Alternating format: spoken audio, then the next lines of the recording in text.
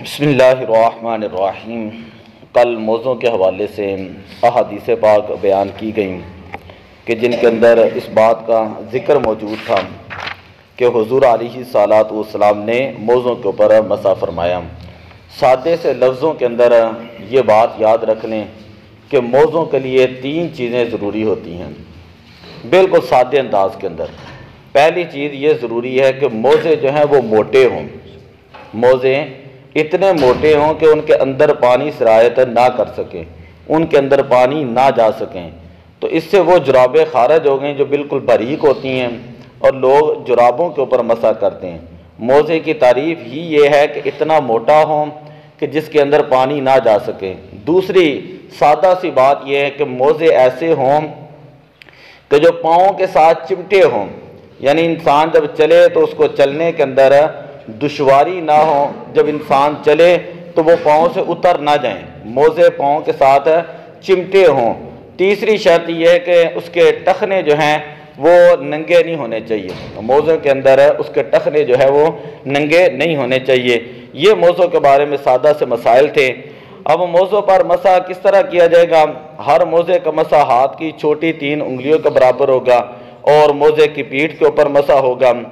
تو مسح کرنے کا آسان ترین طریقہ یہ ہے کہ پانی لیں اور دائیں ہاتھ کا پانی جو ہے وہ دائیں پاؤں کے اوپر آپ نے مسح کرنا ہے کہ دائیں ہاتھ کا پانی ہے بالفرض، یہ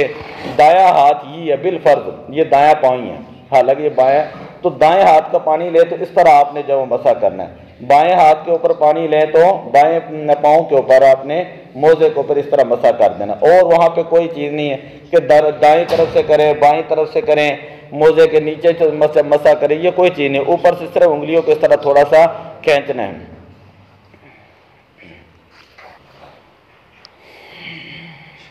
انگلیوں کی نوک سے مسح کیا تو اگر ان میں اتنا پانی تھا کہ 3 انگلی تک برابر ٹپکتا رہا تو مسح ہے، ورنہ نہیں۔ موزے پہن کر شبنم پر چلا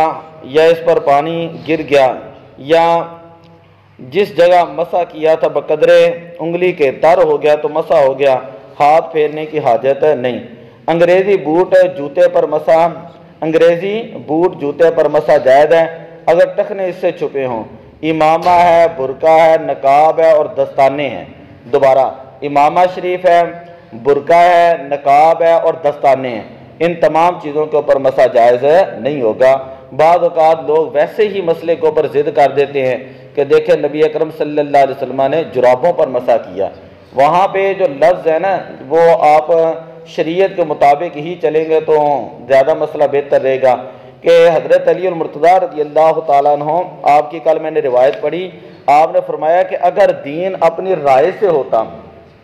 اگر دین اپنی عقل سے ہوتا تو موزے کا تلا بنسبت اوپر کے مسح میں بہتر تھا، یعنی کہتے ہیں اگر میں عقل کو ترجیح دیتا نا تو پھر موزے کے نیچے میں ہے، کیونکہ گرد و غبار نیچے لگ جاتی ہے تو نیچے مسح کرنے کا حکم دیتا، کہتے ہیں لیکن سرکار دو عالم صلی اللہ علیہ وسلم نے موزوں کے اوپر مسح کیا ہے، لہذا ہم عقل کو وہاں پر بند کر دیں گے۔ تو سرکار دو عالم صلی اللہ علیہ وسلم کے جو موزے مبارک تھے وہ ایک تو موٹے تھے اور دوسرا یہ تھا کہ وہ پاؤں کے ساتھ چمٹے رہتے تھے، پاؤں سے اتر نہیں جاتے تھے۔ تو موٹے مسوں کے جو علماء نے قید لگائی، اس سے سادہ جرابیں جو ہیں وہ ساری کی ساری جو ہے وہ نکل چکی ہیں۔ باقی اور کسی نے اس طرح کا کوئی مسئلہ پوچھنا ہو تو وہ پوچھ سکتے ہیں، اور اس کے علاوہ بھی درس کے علاوہ بھی کسی کو کسی قسم کے کوئی بھی مسائل ہوں، طلاق وغیرہ کے مسائل ہوں، آج کل میں طلاق کورس کرا رہا ہوں یوٹیوب کے اوپر، تو وہ طلاق کے مسائل ہوں تو وہ بھی پوچھ سکتے ہیں، نکاح کے احکام ہے وہ بھی پوچھ سکتے ہیں۔ تو آپ مسئلے پوچھا کریں، آپ میرے یعنی محترم بھی ہیں، بزرگ بھی ہیں، بھائی بھی ہیں، کئی چھوٹے بچے بھی ہوتے ہیں، دوست بھی ہوتے ہیں، تو مسئلہ پوچھنے کے اندر کوئی حرج نہیں ہے، اس سے کسی کی عزت کے اندر کوئی فرق نہیں پڑ جاتا۔ حضرت علی المرتضیٰ رضی اللہ تعالیٰ عنہ فرماتے ہیں، نبی اکرم صلی اللہ علیہ وسلم نے فرمایا سوال کرنا جو ہے یہ نصف علم ہوتا ہے، سوال کرنا نصف علم ہوتا ہے، اور قرآن پاک سورہ یوسف کے اندر اللہ تعالیٰ نے فرمایا وَفَوْقَ كُلِّ ذِي عِلْمٍ عَلِيمٍ، ہر علم والے کے اوپر کوئی نہ کوئی علم والا ہوتا ہے۔ مجھ سے زیادہ بعض اوقات کئی مسائل ایسے ہوتے ہیں جو مجھے صحیح بات ہے سادے لفظوں میں بزرگوں سے سمجھ آ جاتے ہیں، وہ بڑی بڑی تشریحات پڑھی ہوتی ہیں، بات سمجھ میں نہیں آتی، لیکن بعض اوقات میں میاں صاحب کا کلام پڑھتا ہوں، سلطان بہو رحمۃ اللہ علیہ کا کلام پڑھتا ہوں، وہ سادے سے لفظوں کے اندر اس بات کو سمجھا دیتے ہیں۔ تو دعا اللہ عمل کی توفیق عطا فرمائے۔ अस्सलातु वस्सलाम।